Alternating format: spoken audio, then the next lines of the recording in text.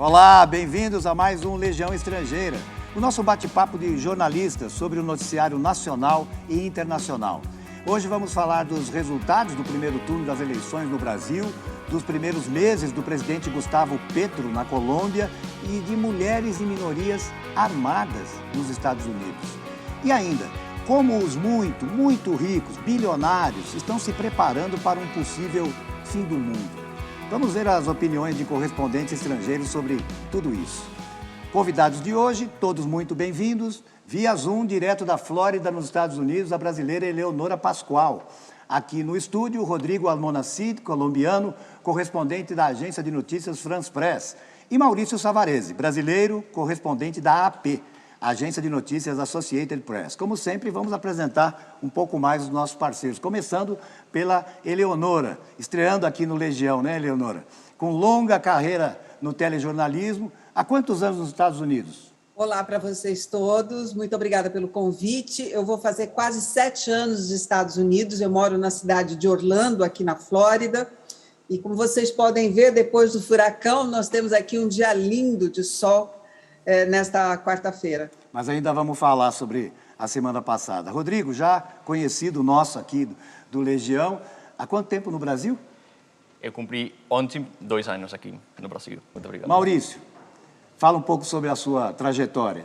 Bom, sou repórter da Associated Press desde 2015, cubro eleições, política em geral desde 2004, esporte também um pouco e vai ser um prazer discutir com vocês o que aconteceu no último fim de semana. Mais uma vez, obrigado por estar com a gente. Bom, ao trabalho. Como não poderia deixar de ser, nosso primeiro tema, eleições no Brasil. Muitas surpresas ou algumas reportagens de vocês já sinalizavam algo assim? E como foi, na média, a repercussão da imprensa internacional, né? O ex-presidente Lula perdeu, mesmo chegando na frente. Quem começa? Está aberto. Bom, eu acho que há algumas semanas a gente foi a Barretos para fazer uma reportagem sobre uma bolha bolsonarista que botou em mais de 80% nele nas últimas eleições e deve ter feito o mesmo no último fim de semana. E o que já se ouvia ali era que as pessoas não acreditavam nas pesquisas. Isso, inclusive, é a manchete, que eles não acreditam em pesquisas e acreditavam que o presidente poderia se recuperar nas últimas semanas e chegar próximo, passar o presidente Lula. Mas o que eu achei muito curioso desse fim de semana é que não tem ninguém feliz, né? Você vê do lado do presidente Bolsonaro as pessoas frustradas, porque achavam que ele tinha chance de ganhar o primeiro turno, ou que ele pelo menos terminaria à frente do presidente Lula.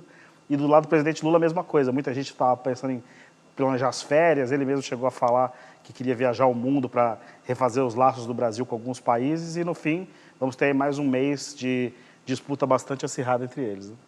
Eu compartilho um pouco do que o Maurício fala, mas eu acrescento uma coisa, e é que eu sinto que o bolsonarismo está um pouco mais feliz que o PT e os votantes do Lula, porque é como no futebol, não? Quando você empata no último minuto, você vai se sentir como um ganhador. E eu acho que isso foi o que aconteceu no Brasil. O time estava ganhando, aí sofre um empate no fim e vai para os pênaltis. Né? Então, acho que é inegável, né, que o campo do presidente Bolsonaro cresceu nas últimas semanas e que, no fim das contas, o centro-direita do Brasil desmoronou e parte dele já fez uma opção bem clara pelo presidente Bolsonaro. Resta saber o que os eleitores que ainda não se decidiram vão fazer no segundo turno. Uma diferença de 6 milhões de votos entre o presidente Lula e o presidente Bolsonaro não é uma diferença pequena, mas eu acho que ainda a Eurásia ontem dava 65% de chance de vitória do presidente Lula e antes ela dava 70%. Então, existe uma mudança de percepção pelo que aconteceu no último fim de semana, claramente. E a Eleonora? Aí de longe, Eleonora, mas de olho no Brasil, certamente. Com certeza, com certeza. Aqui nos Estados Unidos, não dá para nós vermos o país como um todo quando o assunto é eleição brasileira. Aqui, nós temos que ver estado a estado, a exemplo da eleição americana. Por exemplo, aqui onde eu estou, na Flórida, é um estado republicano. Então, aqui Bolsonaro ganhou. E nós temos 40 mil pessoas com possibilidade de voto na Flórida, cerca de 15, 20, quase 20 mil pessoas votaram, se não me falha a memória. Bolsonaro ganhou aqui na Flórida, nós estamos atrás apenas do Colégio Eleitoral de Portugal, e a gente tem que fazer essa leitura assim: nós somos um Estado republicano e Bolsonaro seria o mesmo que o Trump para os Estados Unidos. Então, aqui as pessoas elas são muito mais bolsonaristas. É diferente, por exemplo, se você checa em outros estados americanos e também onde o estado é democrata, então a gente vê um outro perfil. O que a gente percebe é que, diferente de outras eleições, o americano ele está mais de olho na eleição no Brasil. Alguns americanos vieram conversar comigo perguntando, escuta, mas e aí, como é que vai ser? E se o Lula ganhar, e se o Bolsonaro ganhar, como é que vai ser? Como é que deixa de ser? Como é que vai ser a economia? Então, a gente percebe, eu não sei se porque aqui na Flórida a colônia americana aumentou demais, a ponto de nós termos um consulado inaugurado recentemente aqui em Orlando. Então, os americanos da Flórida, eles estão muito mais ligados ao Brasil, principalmente porque os brasileiros aqui, eles são a minoria, ou eles são os imigrantes que menos utilizam o serviço social americano, são os imigrantes que mais geram negócios e empregos e que mais geram economia, que mais geram renda para os Estados Unidos, principalmente na Central Florida. Então, eles aqui na Flórida, eles estão muito de olho com o que acontece no Brasil, porque a economia aqui tem alguma influência, eu não sei mensurar qual é o tamanho dessa influência, mas tem alguma influência aqui. Tem negócios até interligados, né? Normalmente a Florida foi o lugar onde a migração de latino-americanos mais conservadores sempre foram, não? Você pode encontrar muitos cubanos, muitos colombianos, a primeira grande onda migratória de Venezuela foi para a Florida. Eu acho que da imprensa americana tem um interesse maior também para essa eleição, não é só na Flórida, trabalhando numa agência de notícias. Não é só americana, né? Sim. No mundo, acho que nunca o interesse foi tão grande. Eu em São Paulo acompanhei mais a campanha do presidente Lula nas últimas semanas, onde tinha muitos repórteres estrangeiros de países muito diferentes e muitos cobrindo para a imprensa americana, porque eu entendo também que existe uma sensação de que, por conta da eleição do presidente Donald Trump anos atrás e a eleição do presidente Bolsonaro agora, existe uma conexão entre os dois, né? E que, por isso, o que aconteceu no Brasil agora, de alguma forma, conta o que vai acontecer nas eleições de meio de mandato agora nos Estados Unidos e a próxima eleição presidencial lá daqui a 2 anos. Posso fazer uma observação, Gaspar? Pois não, Leonora. Foi que nós vimos venezuelanos e colombianos fazendo campanha para Bolsonaro aqui na Flórida. É uma coisa assim que não se imagina, sentido, né? Mas aqui na Flórida. Dentro desse perfil que você traçou, né, da imigração, faz todo sentido, né? Bom, você falou de pesquisas de intenção de voto, né? Elas têm sido contestadas, né? Não só por resultados muito diferentes nas apurações finais. Elas ajudam ou elas atrapalham? Elas confundem muitas vezes? Vamos ver. A culpa é de quem? Do eleitor que decide o voto na última hora ou de pesquisas que não conseguem captar o cenário? Considerando a margem de erro, as projeções para o primeiro turno acertaram no caso do ex-presidente Lula, que teve 48,43% dos votos. As previsões iam de 49% a 51%. Já na votação de Bolsonaro, o desvio chegou a 8 pontos percentuais. As projeções eram de 35% a 38% dos votos. Nas urnas, ele teve 43%. Festa bolsonarista. Frustração na esquerda. Como explicar? Voto útil oculto, até em reação às pesquisas? Abstenção acima da esperada? Falhas de metodologia?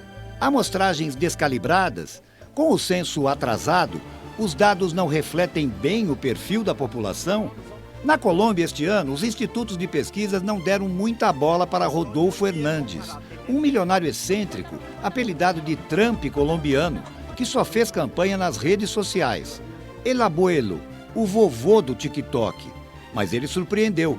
Forçou um segundo turno contra Gustavo Petro e perdeu por pouco, só 3 pontos percentuais. Nos Estados Unidos, em 2016, as pesquisas mostravam Hillary Clinton 4 pontos à frente de Donald Trump, 49% contra 45%. Hillary teve mesmo mais votos, mas Trump venceu no colégio eleitoral. Os institutos de pesquisas foram acusados de não levar em conta o sistema eleitoral americano. Em 2020, as pesquisas, mesmo acertando a vitória de Joe Biden, apontavam uma diferença de 10 pontos percentuais nas últimas sondagens. Na contagem oficial, ela não chegou a 5%. E aí, como explicar? Qual a explicação mais importante, digamos assim? Quem se arrisca? Olha, aqui nos Estados Unidos, os americanos dizem que você compra pesquisa ou compra resultado. Então, o eleitor ele tem uma dificuldade muito grande para dizer se o que ele está vendo é uma pesquisa ou é um resultado. Acho que tem um outro elemento que no Brasil é diferente de outros países e pode ter um peso, que aqui a gente autoriza a publicação de pesquisas na véspera da eleição. E isso permite que o eleitor tome decisões muito em cima da hora que não serão captadas no dia seguinte. Em alguns outros países, você não pode publicar pesquisa até 48 horas antes da votação, exatamente por conta do impacto que isso traz, né? E só para concluir dessa parte do que eu acho que foi o grande impacto mesmo, o fato de não termos um censo atualizado em 2020 pesa muito. Algumas pesquisas contam, por exemplo, quem tem entre 0 e 2 salários mínimos, como 38% da população, e outras contam como 51%. Quem é que está certo? Isso aí pode ser a diferença entre uma vitória por ampla margem e uma vitória estreita, né? E também temos que falar, eu acho que do voto envergonhado, se as pessoas estão mentindo para os pesquisadores, porque eu lembro, por exemplo, que nos últimos anos, desde 2016, várias pesquisas erraram em umas eleições muito chaves, por exemplo, o Donald Trump, o acordo de paz na Colômbia, o Brexit, o Rodolfo Hernández e agora isto. E se você olha, sempre estamos tendo uma tendência, e é que erram nos votos da direita, nos votos da conservadores, sempre. Então, eu não sei o que está acontecendo com a metodologia, o que está acontecendo com esse tipo de população, que eles não estão conseguindo ter claridade de onde estão pensando eles. Só uma coisa que eu acho que é muito importante de fazer essa distinção, existem institutos de pesquisa que são sérios e que cometem erros honestos. E na eleição brasileira a gente não viu só esses institutos fazendo pesquisa, a gente viu institutos que tinham o governo como cliente, institutos que têm interesses muito esquisitos e que hoje, porque eles se aproximaram mais de alguns desses resultados, dizendo que os desonestos são os institutos que são tradicionais, sérios, que prestam conta. Então, acho que a gente tem que tomar um cuidado muito grande na hora de falar do problema das pesquisas, porque tem gente séria trabalhando nos institutos mais tradicionais e que erraram em algumas amostragens por erros honestos, e outros que se meteram no bolo aí porque é um negócio muito lucrativo participar de eleição. Mas vamos ver, e a expectativa internacional em relação aos dois possíveis novos governos do Brasil, né? Um que já está e o possível governo Lula. Como é que a diplomacia está reagindo? A gente tem a impressão, a gente até já citou aqui no Legião, que está muito em compasso de espera, né? A seara diplomática estaria meio esperando, né, com determinadas decisões, até nomeações, à espera do que vai acontecer. Por exemplo, nos Estados Unidos, qual é a expectativa será do governo Biden? Olha, o Biden, ele como presidente, ele está tendo uma das piores avaliações de governo, principalmente em estados como as Carolinas. Então, a avaliação dele está muito baixa e as pessoas elas estão, de certa forma, rechaçando qualquer tipo de posicionamento dele com relação a eleições, principalmente eleições no Brasil. Eu posso falar um pouco mais da Flórida, porque é onde eu vivo e é onde eu estou no dia a dia conversando com os brasileiros, com os americanos, com os venezuelanos, com os colombianos, com os cubanos. Eles não veem com bons olhos a vitória de um determinado candidato, por conta do currículo desse candidato. Mas eles também fazem uma análise de que não só o Brasil, mas o mundo está carente de líderes, está carente de bons líderes. Então, é isso que a gente tem ouvido por aqui. Acho que na parte da diplomacia, uma parte que tem sido notada por alguns repórteres há uns 2 meses para cá é que existe um esforço claro do governo americano em conversar com jornalistas e conversar com pessoas da sociedade civil para deixar claro que, uma vez anunciado o resultado do TSE como resultado final, que o Departamento de Estado dos Estados Unidos, assim como outros corpos diplomáticos, todo mundo vão reconhecer rapidamente o resultado. E China, por exemplo? Eu não sei dizer sobre a China, mas que existe uma concertação em torno dos Estados Unidos para reconhecimento do resultado da eleição brasileira o mais rápido possível, Isso existe. Eles elogiaram a eleição, esse primeiro turno, houve elogio por parte não só dos diplomatas, do governo, mas também de vários americanos que acharam que foi rápida, que foi transparente. Então, houve muito elogio com relação ao processo eleitoral do Brasil nesse primeiro turno, mas eles anseiam e aguardam e têm uma certa temeridade com relação ao segundo turno, com o que pode acontecer. Bom, na Colômbia, o presidente Petro, né, de esquerda, está com aprovação boa, parece que ainda nesses primeiros meses, né, e deve estar torcendo muito para o Lula, não? O que você imagina? Ele, de fato, parabenizou Lula com uma mensagem muito calma, muito tranquila, mas eu acho que ele está torcendo pelo Lula porque eu acho que o Petro é o último líder da esquerda em ganhar uma eleição e em uma região na qual as forças estão outra vez virando para a esquerda. Então, acho que ele, o Boric, o Fernandes, o mexicano, aí eu acho que eles estão todos expectantes com o que pode acontecer no Brasil e se você vê, nenhum deles está atacando muito forte o Bolsonaro. Todos estão como um pouco mais calmos, esperando o que possa acontecer, mas claramente todos torcem pelo Lula. Há até uma avaliação, né, que, por exemplo, o Gustavo Petro tem boa aprovação, né? Mas ele teria talvez recuado um pouco em determinados temas ou adiado determinados temas e que isso até ajudaria a não criar muito conflito, enquanto que o Boric, com a questão da nova Constituição, que acabou sendo rejeitada e tudo mais, parece que está com 20% ou 22% de aprovação, contra 60%, né? Quer dizer, mas de qualquer maneira, essa onda rosa que parecia avassaladora, ela, essa altura, está muito dependente. É claro que está todo mundo por exemplo, muito de olho no Brasil, né? Quando a Constituição da Chile foi rejeitada, o Petro escreveu uma mensagem falando que o Pinochet tinha ganhado. Que foi uma mensagem muito forte, uma mensagem que muitas pessoas na Chile acharam um pouco ofensiva.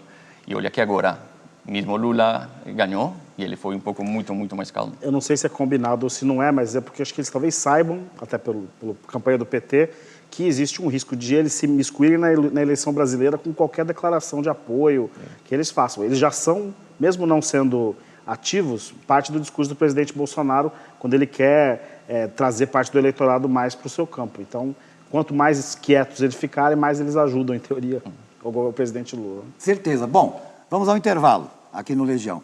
Quer mandar algum comentário? Use a hashtag Legião na Cultura. A gente volta já falando da anexação de parte da Ucrânia pela Rússia e de bilionários com medo de guerra nuclear. Até já.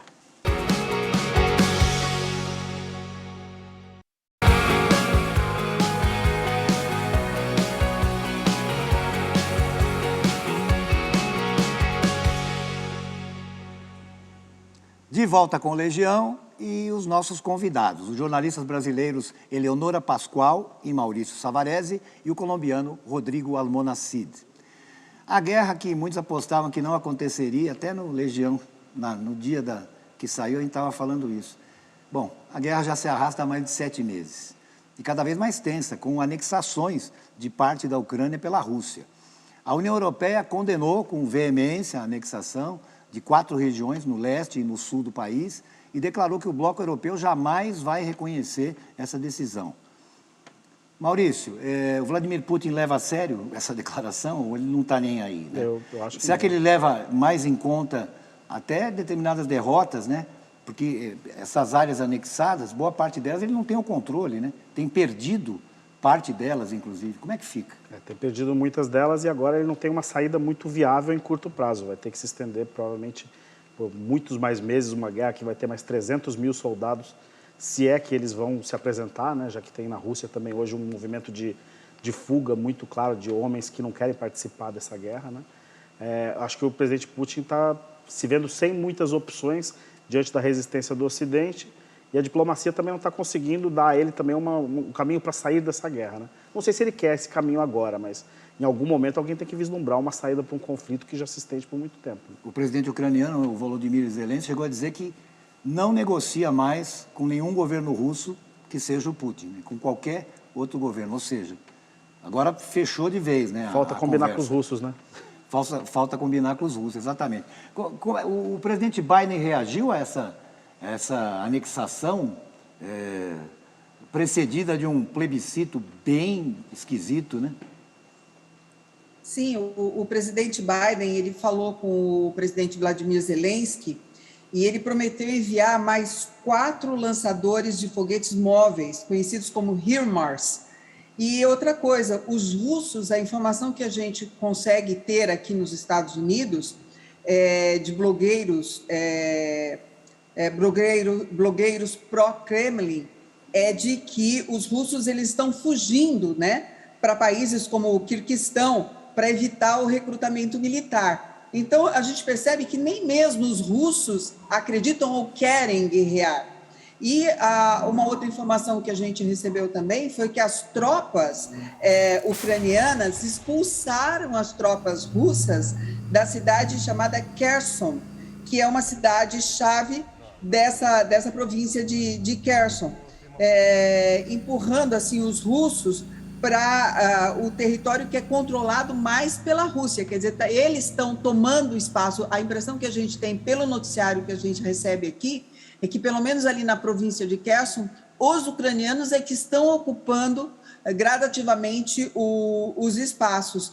E o Biden já declarou apoio total e restrito à Ucrânia. Mais dinheiro, inclusive, né? Mais investimento em armamento e tudo mais. Algo a acrescentar, Rodrigo? Não, acho que já tudo foi dito, Gaspar. Bom, mas existe também, quer dizer, ele fala em 200 mil já convocados, né? Fala-se até informações de que até pessoas já com uma certa idade avançada, uma coisa meio desorganizada, né? E ele fala também, quer dizer, tem essa coisa da possível uso de armas táticas nucleares de baixa potência e que poderiam, né? O que evidentemente cria um clima, né? No mínimo acende um sinal amarelo, né? Será que essa é a única ameaça no mundo? Tem uma outra grande ameaça, né? Que preocupa o mundo inteiro, que é a mudança climática, né? E aí nós resolvemos falar de um assunto que é o seguinte: será que essa mudança climática já influencia furacões?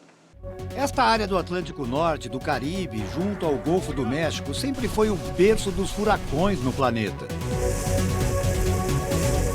E o aquecimento global tem provocado tempestades cada vez mais destrutivas.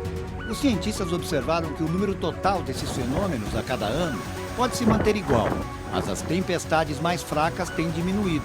E furacões de níveis 4 e 5 são mais frequentes, como o Ian, de categoria 4, que chegou à Flórida na semana passada. Devastador. E como tem sido mais comum, avançando de maneira mais lenta, mesmo gerando ventos fortíssimos, que atingiram 240 km por hora. Na cidade litorânea de Fort Myers, a destruição foi total. Os quarteirões próximos ao mar foram triturados pelo Ian. Em Sunnyvale, as ondas avançaram terra adentro, arrastando tudo, até o asfalto. O número de mortes nos Estados Unidos ainda é incerto, pelo grande número de desaparecidos.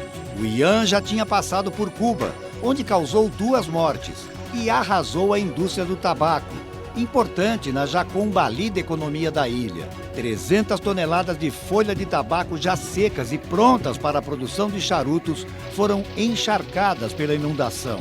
Agricultores disseram que foi a maior devastação em pelo menos 90 anos.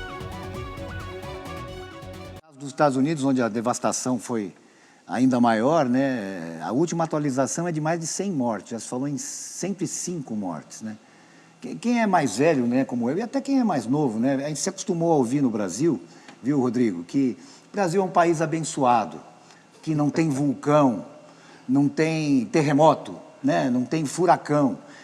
Mas não é que nos últimos tempos, principalmente no sul do Brasil, a gente começou a ouvir falar de uns ciclones bastante fortes, né? Santa Catarina. A gente não ouvia falar disso antes, né, Maurício? O que está acontecendo? Eu me lembro que uns 10, 15 anos atrás teve uma manchete da Folha que era a primeira morte por um terremoto no Brasil.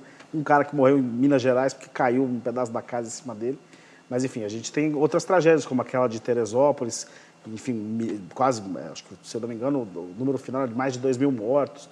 A gente está acostumado com chuvas pesadas que matam muita gente. Mas Talvez, isso talvez o sintoma da mudança climática no Brasil seja mais essa questão das chuvas mesmo, né? Sim. E agora em setembro em São Paulo era para a gente estar com o nariz seco, doendo, né? E não com chuvas, em um período muito diferente do que a gente está acostumado, né? A Colômbia é abençoada, como o Brasil já se declarou, não? Eu achava isso mesmo, mas olha que há 2 anos, com o furacão Iota, eu não sei se vocês lembram, ele passou pelas ilhas da San Andrés e Providência, que ficam pertinho da Nicarágua, e foi um desastre total. 98% da infraestrutura dessas ilhas ficaram destruídas. E isso era novo também para os colombianos, onde o maior problema também são as chuvas. Não poupa ninguém a mudança climática, né? Quer dizer, só não enxerga quem não quer, né? Mas acho que vulcão não tem na Colômbia, não, né? Porque o Equador, que está ali do lado, é cheio de vulcões, é o país dos vulcões, né? Nós temos também, sim. Eu não sei se vocês lembram, em 1985, tivemos uma explosão de um vulcão que arrasou todo um povo, foram mais de 25 mil mortos. Bom, eu deixei a Eleonora por último, claro, né? Que ela está exatamente por onde passou o Ian. Você tem tempo, Eleonora, pode nos contar o que você viveu aí? E o que você viu? Dessa vez aqui no centro da Flórida, nós não tivemos grandes problemas com o furacão. Nós tivemos problemas com a tempestade, com a chuva, porque o furacão, quando você está mais próximo do olho dele, maiores os estragos. Só que o furacão não é só aquele olho, ele tem a franja, né, que é o entorno dele. Então, nós aqui em Orlando, ele ia passar bem aqui em cima, mas aí o vento foi afastando, e aí nós ficamos com a franja. E nessa franja nós tivemos muito vento e muita chuva. Aqui em Orlando, o centro da cidade, a região da Universidade Central Flórida, que inclusive nem teve aula na segunda-feira, ficou tudo inundado. Mas quando o furacão entrou na Flórida, entrou no estado da Flórida, ali na região de Naples, Fort Myers, ele entrou com categoria 4, e ali ele realmente destruiu tudo, como nós vimos na reportagem. Hoje, a ilha de Sanibel continua sem acesso. Nós tivemos muita gente com falta de energia e verdadeiras tropas. Quando o furacão está chegando, é assim. É difícil para quem está no Brasil, para quem está num lugar onde não tem furacão, imaginar o que é o anúncio de um furacão. Então, tipo assim, as pessoas começam a se preparar no início da temporada. E a temporada começa lá para junho, mais ou menos. Então, a gente tem ali uns 15, 20 dias que você compra pilha, você compra gerador, você compra várias coisas, coolers, enfim, várias coisas sem imposto para você se preparar para o furacão. Quando o furacão é anunciado, como no caso do Ian, que eles começam a acompanhar a movimentação dele, aí há um outro processo de preparação, o governador vai para a televisão, já faz uma série de decretos, as pessoas começam a se movimentar e os supermercados, eles ficam sem água, a água acaba, papel higiênico acaba, então é assim, todo mundo corre para o supermercado para comprar tudo. Alimentos não perecíveis, papel higiênico, papel toalha e água. Então, acaba. Produtos de limpeza também acaba. E gasolina. Então, as filas começam. Uma coisa super interessante é que aqui você vai pensar assim, aumenta a procura de água, então eles vão subir o preço da água. Não, ninguém sobe o preço da água. A água, ela é colocada à disposição de todo mundo. Todo mundo tem que ter um pouco de água em casa.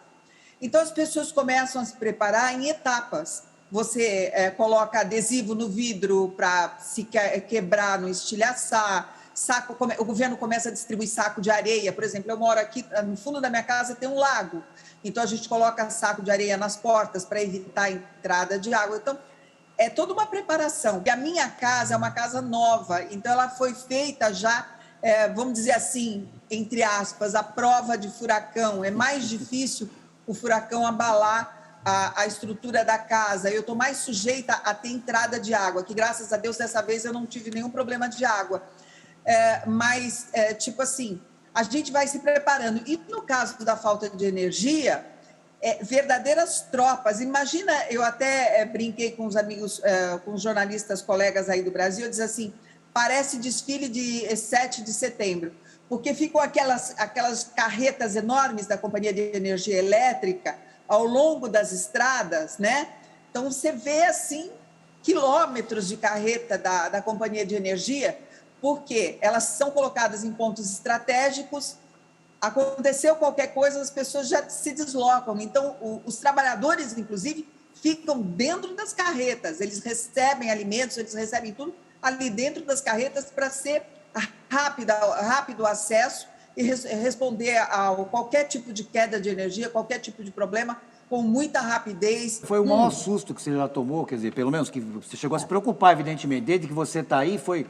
Porque eu acho que foi o furacão mais potente, né? Que eu saiba.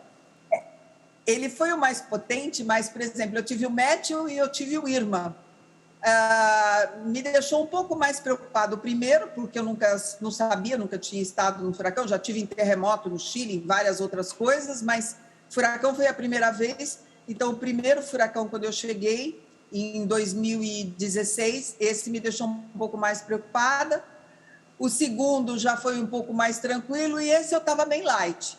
Eu tomei as minhas providências, tal, levantei os móveis para poder, se entrasse água na casa. Foi uma coisa assim muito tranquila, muito light. Pra você ter uma ideia, o furacão nem tinha entrado no continente ainda, já estavam sendo recrutados trabalhadores para fazer esse serviço de limpeza e remoção. Essa madrugada, uma ONG formada por brasileiros saiu daqui de Orlando e foi para Fort Myers para cozinhar para as pessoas que estão né, desalojadas, desabrigadas. Então, tem todo um serviço, toda uma correria, mas o Ian foi visto como assim, o mais, historicamente, o furacão mais agressivo, digamos assim. Bem legal de ver essa coisa bem organizada, né? E de participação popular mesmo, né?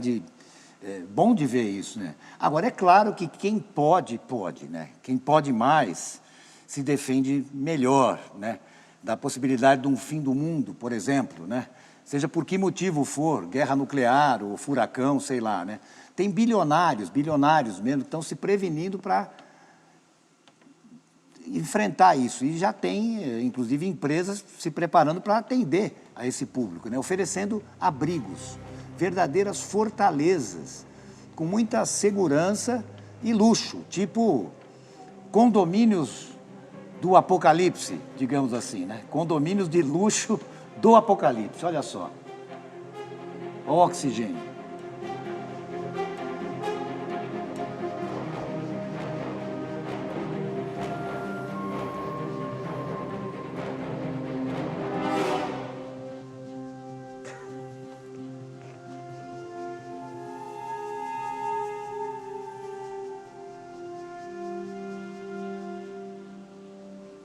Incrível, né? Quando o malandro e o otário se encontram, sai negócio, né? É o que dizem.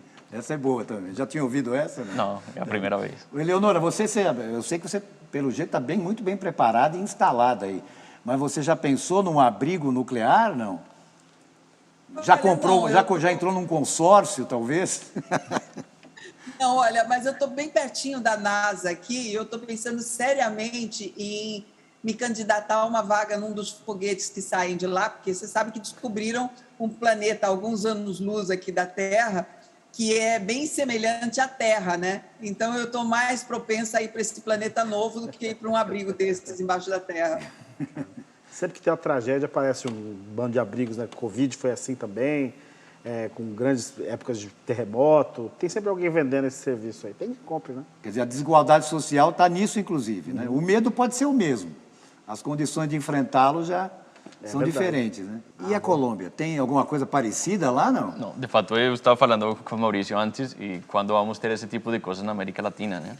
Porque bem que nos Estados Unidos tem pessoas com muito mais dinheiro que aqui, mas eu acho que isso é uma tendência que em algum momento vai chegar aqui, tanto no Brasil como na Colômbia e o resto da América Latina. Mas os daqui eles vão para lá também sem problema. Eles pegam um aviãozinho e vai. Como foram para tomar vacina. E negócio é negócio, né? Se interessa, é evidente que vai ter alguém pensando em resolver isso, né? Mas se fosse apostar, o problema maior é a mudança climática, né? A ameaça de guerra nuclear a partir do Putin acho que não assusta tanto como o que a gente tem visto, né?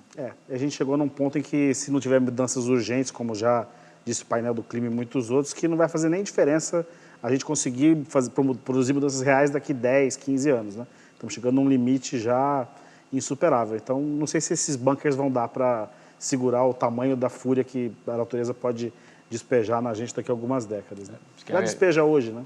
A guerra nuclear é uma possibilidade enquanto a mudança climática é uma realidade. Então, ou você atua ou... E você sabe, Leonora, que eu até já falei uma vez aqui no programa, que tem aquela história, né? A diferença em relação à mudança climática, ela vem acontecendo, né? E, por exemplo, comparando com a Flórida, onde existe toda uma preparação, né? Existem vários níveis de preparação, né? Em relação à mudança climática como um todo, né? Tem a comparação com os dinossauros, né? Que o meteoro não avisou os dinossauros que ele ia cair, né? Os dinossauros foram apanhados absolutamente de surpresa, né? Sim, a mudança climática, a gente está sentindo muito isso aqui na Flórida. A gente, por exemplo, aqui na Flórida, eu já vi gelo.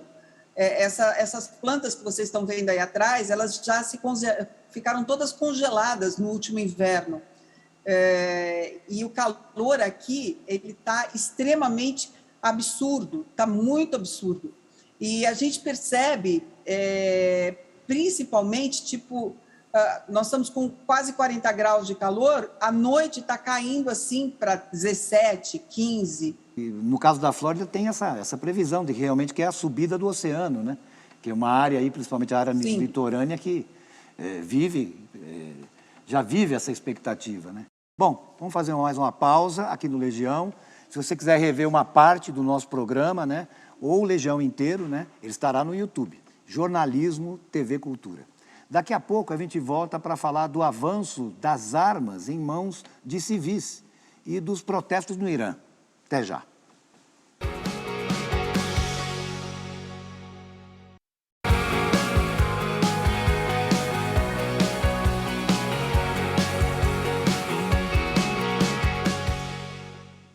De volta com Legião, mulheres, liberais e minorias. Esse é o novo perfil dos donos de armas nos Estados Unidos. Motivo principal, autoproteção. Embora os homens brancos tenham as maiores taxas de posse de armas nos Estados Unidos, uma pesquisa feita no ano passado mostrou que cerca de 90% dos varejistas viram um aumento de vendas de armas para afro-americanos, hispânicos e asiáticos americanos. Leonora, essa cultura das armas é muito enraizada na sociedade americana, principalmente a mais tradicional, né? Mas, pelo jeito, ela vai sendo assimilada pelas minorias, né? Está todo mundo no mesmo barco agora, é isso? A arma aqui nos Estados Unidos, ela exerce um certo fascínio pelas pessoas. Esse fascínio é tão grande, que nós temos feiras. Sabe como a gente tem aí a Feira do Automóvel, aí em São Paulo, aí no Brasil? A Feira de Utilidades Domésticas. Feira da Cerveja. Aqui nos Estados Unidos, nós temos a Feira de Armas. Eu, por exemplo, antes da pandemia, eu fui para Las Vegas cobrir uma feira de armas. Foram 3 ou 4 dias, não me lembro bem, onde um dos maiores hotéis de Las Vegas estava assim, totalmente tomado por estandes com tudo quanto é tipo de arma, com tudo quanto é tipo de equipamento de proteção, de segurança, e você não conseguia andar nos corredores da quantidade de gente. Arma aqui nos Estados Unidos é uma coisa que vem da história do americano, é uma coisa que faz parte da cultura do americano. E quando as pessoas chegam aqui, elas parecem que adquirem esse fascínio. Elas querem ter uma arma para se sentirem seguras. Bom, Rodrigo, a Colômbia, que tem um histórico ainda bem recente, né, e tão trágico, né, em relação à criminalidade, armamentos, milícias e tudo mais. Como é que é a questão da arma hoje lá? As armas na Colômbia são muito restritas para o exército, a polícia, mas obviamente, infelizmente, para as guerrilhas e os paramilitares e algumas agrupações do narcotráfico, estão muito bem armadas. Eu acredito que por conta da... Mas o cidadão colombiano, colombiano, ele tem assim mas ele tem uma atração por isso? Não Ou tem. já houve numa certa época? Não, mas agora, nos últimos anos, uma senadora que se chama Maria Fernanda Cabal, que é muito próxima do Eduardo Bolsonaro, ela está tentando promover e impulsar uma liberação das armas. Isso, por enquanto, é uma situação muito rejeitada pelos colombianos, mas ela está se tornando uma liderança importante da oposição colombiana e uma das suas principais propostas é flexibilizar o tema das armas. E o nosso Brasil, Maurício? Como é que estamos nessa situação? Bom, já houve votação, já houve tudo, né? Em que pé nós estamos hoje, você diria? Eu acho que tem dois cenários diferentes, o eleitoral e o cultural, né? No eleitoral, que a gente está vendo agora, é uma resistência, principalmente do público feminino, em votar em candidatos com essa agenda, porque ela remete a uma agenda de insegurança da família delas, por mais que haja um argumento de que isso defende a família ou defende a propriedade, né? As mulheres têm mostrado isso em pesquisas, em outros estudos de forma repetida, só que do outro lado nós temos um grupo que cada vez mais acredita que essa é uma cultura, independentemente do resultado eleitoral, que vai ficar, dos CACs, né, dos clubes de tiro, e que isso vai fazer uma parte grande da política brasileira nos próximos tempos, né? Tem essas informações de que praticamente no governo do presidente Bolsonaro, um clube de tiro por dia, ou coisa parecida, né? E a gente tem que ver agora a repercussão mais disso. Mais de 2.000 clubes, né? A gente tem que ver a repercussão disso no futuro próximo, de para onde essas armas vão, porque também já existem investigações bem complexas, dizendo que parte dessas armas que foram vendidas nos últimos anos acabaram na mão do crime organizado, né? Então, ainda é algo que ainda está em discussão também. Se liberar as armas protege algumas famílias, mas, na verdade, financia o crime organizado com outra via, né? Existem leis ou parte de leis, de decretos do presidente que estão ainda em discussão no Supremo Tribunal Federal e que podem, quer dizer, e a gente fica pensando, por exemplo, digamos, se num governo Lula, como é que se lidaria com isso, né? E o tipo de conflito que pode criar, né? Com gente armada, né? Bom, para terminar o programa, um pouco de música. E é música de protesto, tá? Vozes femininas do Irã, que têm sido protagonistas nas manifestações das últimas semanas contra o governo autoritário, baseado num radicalismo religioso. Elas têm soltado a voz, essas moças. Vamos ver.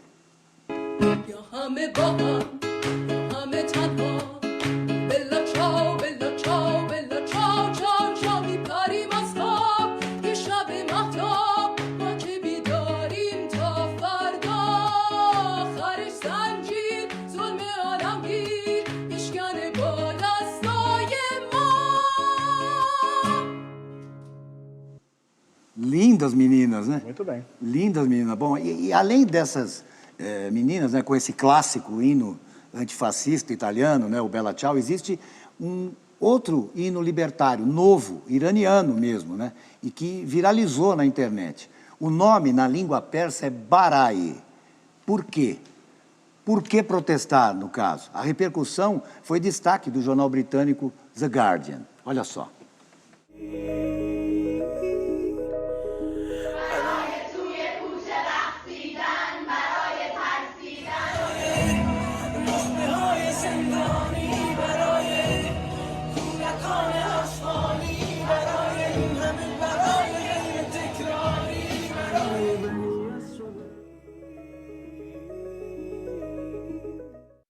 Segundo o jornal, o autor do hino, Shervin Agipur, foi preso, assim como outros artistas e celebridades que têm apoiado os protestos, né?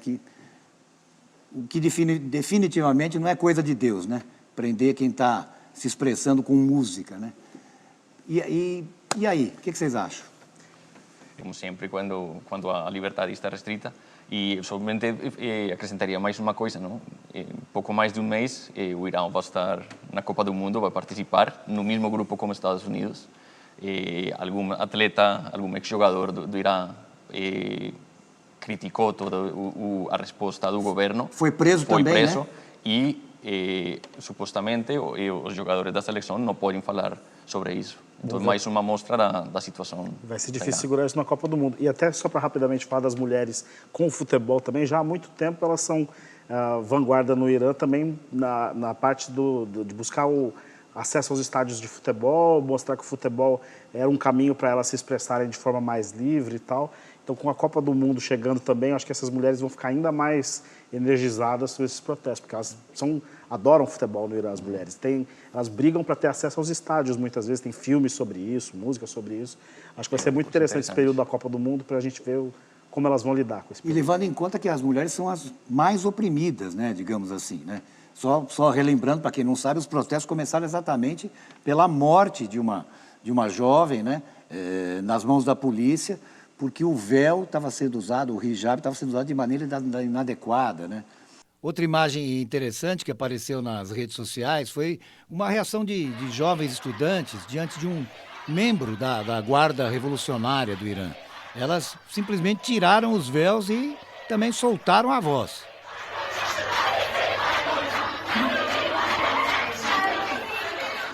As mulheres estão mandando brasa lá no Irã, hein?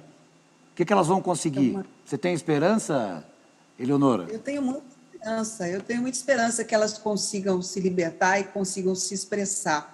Você sabe que uma coisa que chama a atenção aqui nos Estados Unidos é justamente essa liberdade de expressão. A gente vê a pessoa que torce para determinado time, torce para o outro, ou que é simpatizante de determinado político ou de outro, elas convivem no mesmo espaço, elas discutem no mesmo espaço. Isso é uma coisa que eu acho que podia existir em outros lugares. A liberdade de se expressar, a liberdade de dizer aquilo que pensa. Você viu na Rússia as pessoas que se manifestaram contra a guerra, os russos que foram contra a guerra foram presos. Milhares de pessoas. Milhares de pessoas, né? É um absurdo isso. Eu tenho o direito de dizer eu não quero isso ou eu quero aquilo. Eu tenho o direito de ter a minha opinião, de ser o que eu sou e ser quem eu sou e como eu sou e do jeito que eu sou. Então, eu sonho com que um dia a gente possa ter em todos os países esse tipo de liberdade, né? E só voltando ao que você citou, a Copa, né? A Copa vai ser no Catar, que digamos que não é exatamente um paraíso democrático, né? E que, por outro lado, os interesses, como sempre, né? Econômicos até, influenciam ao ponto de... Vamos ver o que vai acontecer. Eu não tinha pensado nisso. Mas esse é um país que vai ter muito torcedor na Copa do Mundo. O Irã vai poder mandar muito torcedor, é do lado, né? E as mulheres vão poder ir nos jogos. E possivelmente vai ser a primeira aparição pública de Irã, de um grupo grande de pessoas da Irã frente do mundo. Então, vai ser muito interessante o jeito deles, como eles vão se comportar nessa Copa do Mundo. Lembrem que na França, em 98, eles enfrentaram também os Estados Unidos e eles tiveram toda uma troca de flores, uma capacitação, o ramo de flores, cortaram a barba, ficaram... Acho que isso vai dar... E você vai para o Catar, não é isso? Eu vou para o Catar, sim. Certamente não para cobrir só futebol, né? Pelo que nós estamos conversando aqui, né? Eu acho que vai ser muito interessante, tem muitas coisas por contar, né? Eu acho que as editorias, em geral, dos meios de jornalistas, devem estar pensando em mandar muito jornalista político e de costumes para cobrir isso tudo. É verdade. Gente, acabou. Foi bom, mas acabou. Com os olhos atentos no Brasil e no mundo, o Legião Estrangeira fica por aqui. Agradeço a presença da Eleonora Pascoal, do Rodrigo Almonacid e de Maurício Savarez. Nós voltamos na próxima semana. Até lá. No outro furacão, no Irma, ele passou bem aqui em cima. E nós aqui em casa, quando ele estava passando, a gente estava bem no meio. Então aqui estava assim, um silêncio total. Um silêncio, mas um silêncio. Parecia que não estava acontecendo nada. Diz que exatamente no meio é calmo, né? E roda em volta. Né? Então não adianta dizer que está no olho do furacão, então, que é o contrário. Né? O olho é o lugar mais seguro. Fica aí mesmo. Essas plantas aqui atrás ficaram decepadas, totalmente sem folhas, assim, no Irma. E aí atrás é um lago? Eu tenho um lago aqui, desse lado aqui, Aqui eu tenho uma cerca viva, atrás dessa cerca viva eu tenho um playground. Nossa. Mas então a Calma, água calma, do... guarda para os créditos. Calma. Aí depois ela faz o. Dá Ela faz o um tour, tour. faz o tour virtual.